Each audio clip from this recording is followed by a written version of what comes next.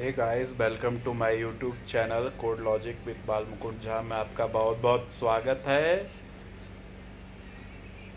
आज के अपने इस नए वीडियो में मैं आपको बताऊंगा पाइथन प्रोग्रामिंग में कौन कौन से मेथड है बेसिकली, और बेसिकली आप उसको कैसे यूज करेंगे, कहाँ इम्प्लीमेंट करेंगे, कैसा सिंटैक्स होगा। और इस चीज़ को मैं आपको समझाने वाला हूँ अपने पाईचार्म के कंपाइलर पे। तो चलिए शुरू करते हैं आज का अपना लेसन। तो भाई हम आ चुके हैं अपने कंपाइलर के स्क्रीन पे। जैसा कि आप देख पा रहे होंगे, मैं आपके लिए पहले से लॉन्च करके रखा हूँ अपने स्क्रीन के सामने। तो आप जैसे क्रिएट करते हैं फाइल वैसे क्रिएट कर लेंगे, हमारे साथ साथ प्रैक्टिस करेंगे और ऐसा करने से आपको फ़ायदा होगा। जो समझाऊंगा उसको समझने में कोर्स के आखिरी में as per as my claim आपको नोट्स भी मिलेगा, ठीक है। अभी थोड़ा बिजी हैप्टिक शेड्यूल है तो इसके लिए मैं माफ़ी चाहूँगा। तो बराबर टाइम नहीं मिल पा रहा है कोर्स को प्रॉपर स्ट्रक्चर करने में। तो चलिए आइए चलते हैं अपने कंपाइलर के वर्क स्पेस एरिया में, शुरू करते हैं अपना आज का नया ट्यूटोरियल्स, जो कि हमारा बताएगा पाइथन प्रोग्रामिंग में कैसे बेसिक मेथड को इम्प्लीमेंट करेंगे। तो भाइयों,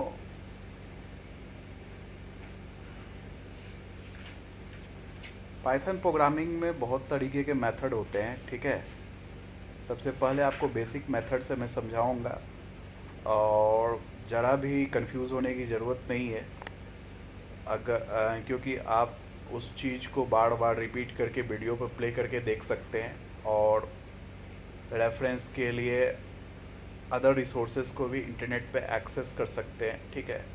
जैसे कि एआई टूल्स है, आप उसकी हेल्प ले सकते हैं अपनी अंडरस्टैंडिंग मैकेनिज़्म को और इम्प्रूव करना के लिए, अगर आपको ज़रूरत पड़ता है तो। देखिए, मैं आपको सिंगल लाइन कमेंट में एज अ हेडलाइन बताऊंगा किसी भी कोड ब्लॉक को लिखने से पहले, ताकि आपको ये पता चल जाएगा कि मैं कोड में क्या को एक्सप्लेन करने की प्रयास कर रहा हूँ। तो सिंगल लाइन कमेंट में मैं आपको लिख देता हूँ भाई,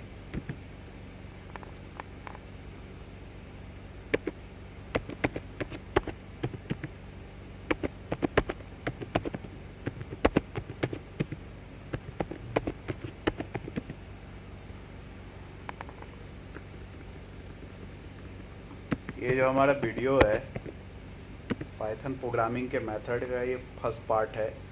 तो इस वीडियो को अननेसेसरी लंबा एक्सटेंड नहीं करेंगे। तो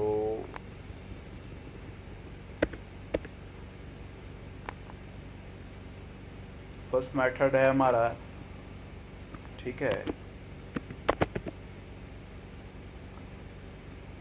इज एल लम।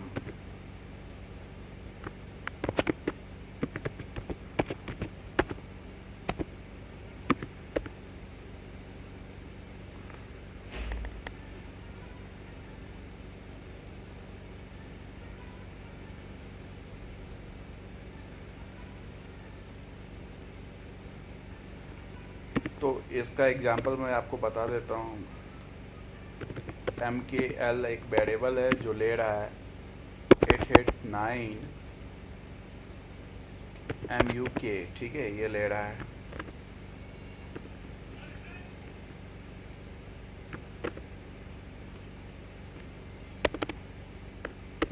ये अब प्रिंट कमांड लिखा है और मैं ये मेथड को लिखूंगा यहाँ पे।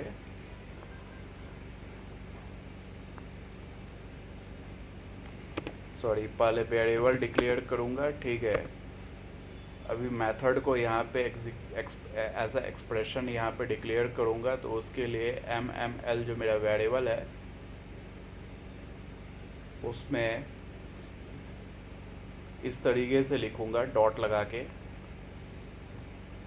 क्योंकि एज अ मेथड जब आप यूज़ करते हो तो एज अ फंक्शन आप यूज़ करते हो, ठीक है। फंक्शन और मेथड में ज़्यादा डिफरेंस नहीं होता, आपको ज़्यादा डेप्थ जाने की ज़रूरत नहीं है। इस चीज़ पे बाद में हम आपको एक्सप्लेन करेंगे A to Z।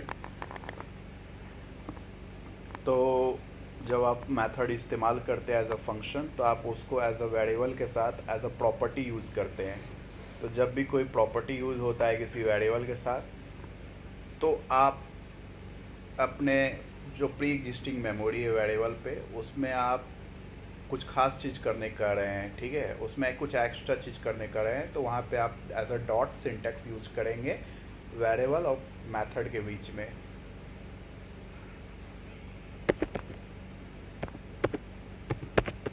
तो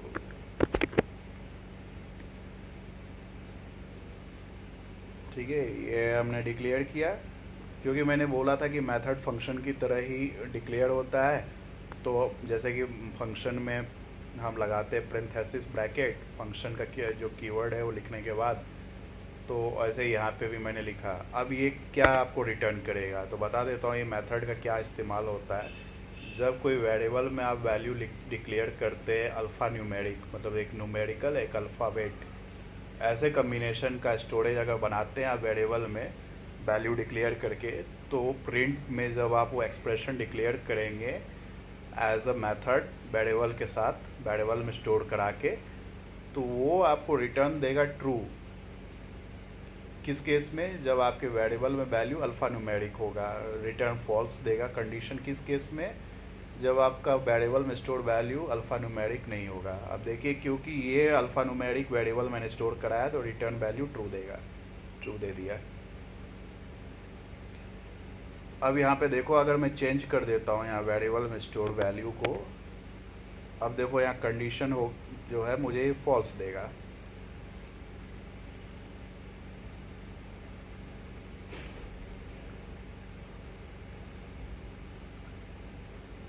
अरे यार, मैंने शायद कुछ गलती कर दिया।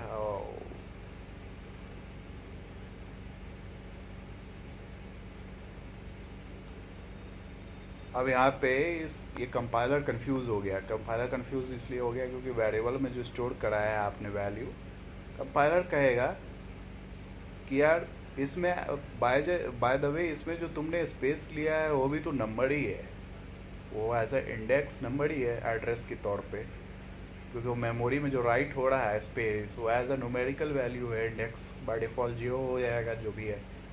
तो यहाँ पे इस कंडीशन में ट्रू आ गया। तो आपको इतना डेप्थ में जाने की ज़रूरत नहीं है। इज़ एल नम सिर्फ अल्फ़ा न्यूमेरिक करेक्टर को एग्जिस्ट करता है कि नहीं वेरिएबल स्टोर वैल्यू चेक करने के लिए होता है। तो यह कमेंट आउट कर दूंगा इस लाइन को, अपने कोड के इस लाइन को आगे बढ़ने से पहले।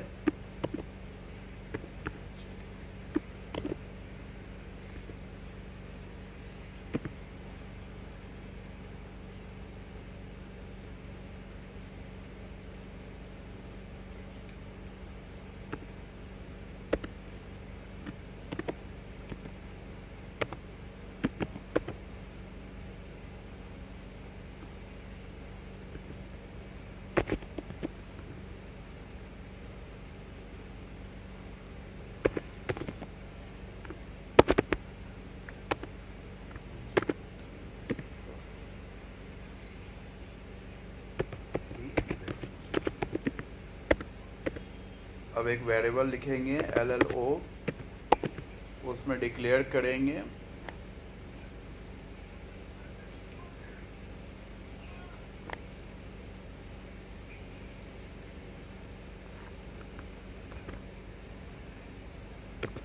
कीरो।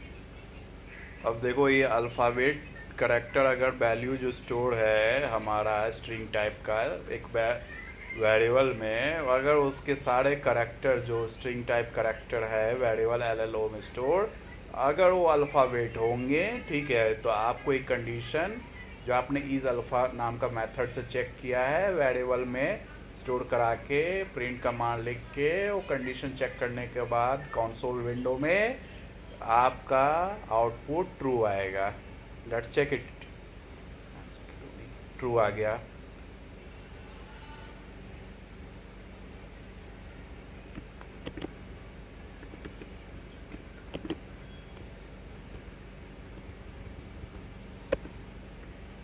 अब देखो अगला मेथड मैं बताता हूँ। इज डेसिमल,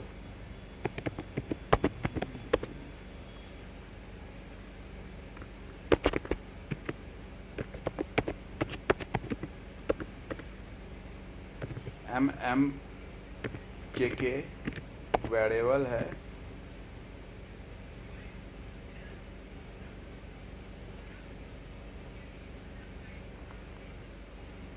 नाइन 9.0990 ये है, ठीक है।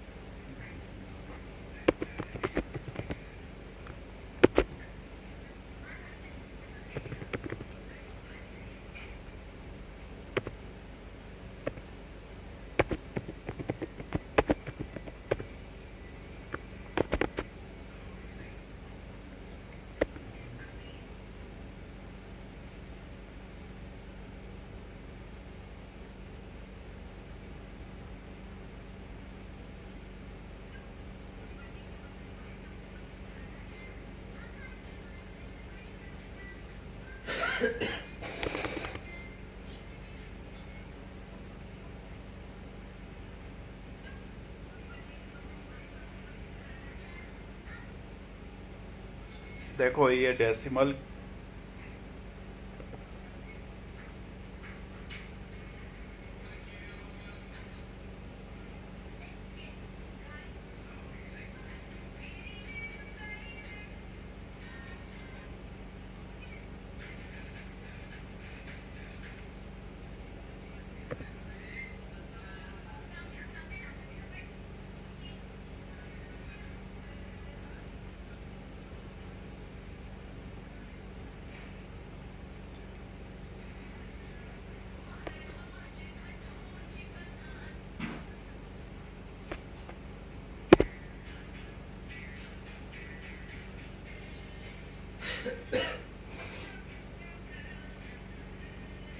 इसमें जो है आपने जो वेरिएबल में स्टोर कराया वैल्यू उसमें डेसिमल होने चाहिए, तब ये मेथड आपको डेसिमल है कि नहीं वो चेक करके ट्रू रिटर्न करेगा। तो क्योंकि इस वेरिएबल में वैल्यू जो स्टोर कराया है किसी भी एंगल से उसमें डेसिमल नहीं है, ठीक है भी तो हर करैक्टर में नहीं है। तो इसको एग्जीक्यूट जब आप करेंगे तो ये लाइन जो है आपको फॉल्स एग्जीक्यूट करके देगा रिटर्न वैल्यू कंडीशंस पे।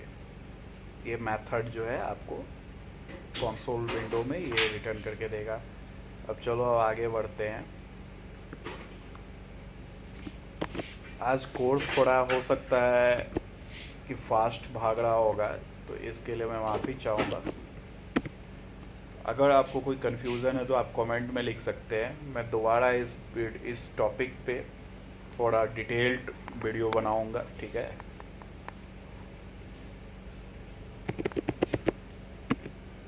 अरे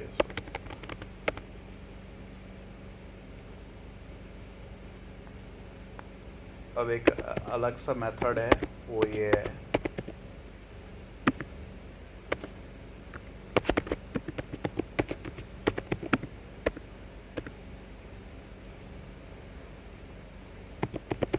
हमारा DFG वेरिएबल है, ठीक है। उसको स्ट्रिंग बना लिए, उसमें जो वैल्यू डालना है मुझे भाई उसमें वैल्यू डालना है 8899। प्रिंट कमांड लिखा मैंने, ठीक है। उसमें स्टेटमेंट जो लिखा लिखूंगा एक्सप्रेशन का वो ध्यान देना। जो वेरिएबल है मेरा DFG एज इट इज़ लिखूंगा, और जो मेथड मैं आपको चेक करके बताऊंगा वो है इज डिजिट।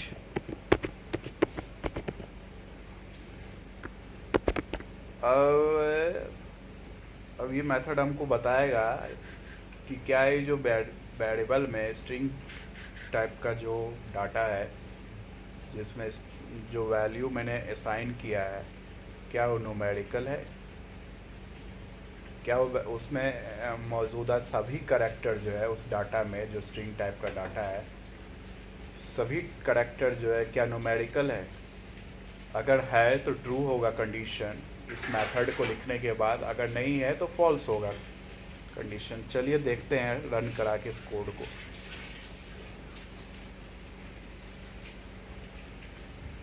ओहो, शायद मैंने मिस्टेक कर दिया। इस मेथड को इस डिजिट बोलते हैं, इस डिजिट्स नहीं बोलते हैं।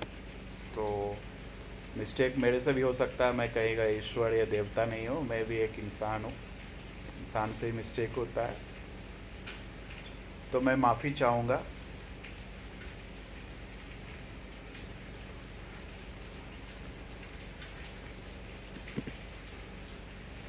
तो अब देखिए भाई, अब कोड को मैंने जो एरर थ्रो कर रहा था उसको फिक्स कर दिया है, ठीक है। अब इसको रन करता हूँ मैं, देखना अब क्या आएगा आंसर। ट्रू आ गया आंसर।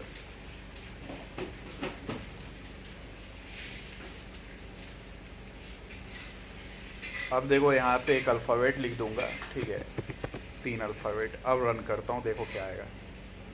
फॉल्स आ गया, क्योंकि भाई अब सभी करैक्टर जो आपका न्यूमेरिकल नहीं है, अब एक अब 2-3 करैक्टर अल्फ़ाबेट भी आ गए। तो होप आप इस चीज़ को समझे होंगे। तो ये हमारा था भाई आज का नया टॉपिक पाइथन प्रोग्रामिंग के कोर्स का, जिसमें हम मेथड का विश्लेषण समझे हैं, बेसिक मेथड का, उसको इस्तेमाल करने के तरीके का, और कुछ एग्जाम्पल के साथ। तो ये हमारा फर्स्ट पार्ट था पाइथन प्रोग्रामिंग के बेसिक मेथड्स का। अनदर पार्ट्स के लिए बने रहे हमारे साथ, ठीक है। अभी तक इस वीडियो में टाइम देने के लिए बहुत बहुत शुक्रिया, धन्यवाद। आपका दिन मंगलमय हो। और हमारा channel code logic with Balmukund Jha subscribe करना ना भूले, इससे हमें मोटिवेशन मिलता है और आगे काम करने के लिए हमें सहयोग मिलता है। और नोटिफिकेशन अलर्ट ऑन करना ना भूले, इससे हमेशा हमारे तरफ से सहयोग किया हुआ जो काम जो आपको सोशल मीडिया पे पब्लिश होगा, जो मेरे साइट से, वो आपके पास नोटिफिकेशन पहुंच जाए, ताकि